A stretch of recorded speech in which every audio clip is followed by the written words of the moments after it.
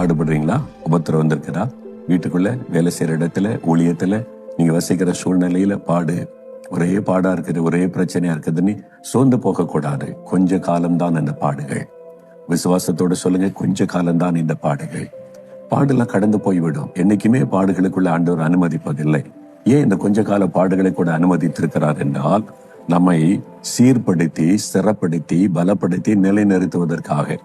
இந்த உபத்திரவர்கள் பாருங்க, அதுதான் நம்மளை சீர்படுத்துகிற. தப்பெல்லாம் உணர்த்தி காண்பிக்கும். எங்க தப்புன்னு, எங்க மிஸ்டேக் விட்டேன், நான் என்ன பாவம் செய்தேன், அதை உணர்ந்து மனம் திரும்ப வைப்பது இந்த பாடுகள். நம்மை சரிப்படுத்திக் கொள்ள உதவி செய்வது இந்த பாடுகள். அது மாத்திரம் நம்மளை பலப்படுத்துகிறது. கர்த்தரையும் கூட இருக்கிறார். பாடுகள் வந்தா என்ன, நெருக்க வந்தா என்ன, உபத்திரம் வந்தா என்ன, ஆண்டவரையும் கூட இருக்கிறார்ல, நம்மை பலப்படுத்துகிறது. அதனால இந்த உபத்திரம் அவசியம், பாடுகள் அவசியம். பாடு இல்லாத கிறிஸ்துவ வாழ்க்கை கிடையாது. இயேசுவோட நடந்தீங்கன்னா பாடுகளின் வழியாகத்தான் நடத்துவார். அதை நினைத்து ஆண்டவருக்கு நன்றி சொல்லி, இந்த பாடுகளுக்காக ஸ்தோத்திரம் ஆண்டவரே, கொஞ்ச காலம்தான் எனக்கு இந்த பாடுகளை வைத்திருக்கிறீர், நான் சோர்ந்து போக கூடாது, மகிழ்ச்சியாக இந்த பாடுகளின் வழியா நடக்க எனக்கு பலன் கொடுங்க, என்னை சீர்படுத்தி, ஸ்திரப்படுத்தி, பலப்படுத்தி நிலை நிறுத்துங்க, உடைய வசனத்தின்படி என்னை பலப்படுத்துங்கன்னு சொல்லுங்க. அப்படியே நடக்கும். அதனால என்னைக்கு இந்த பாடுகளுக்குள்ள இருக்க போறதில்லை.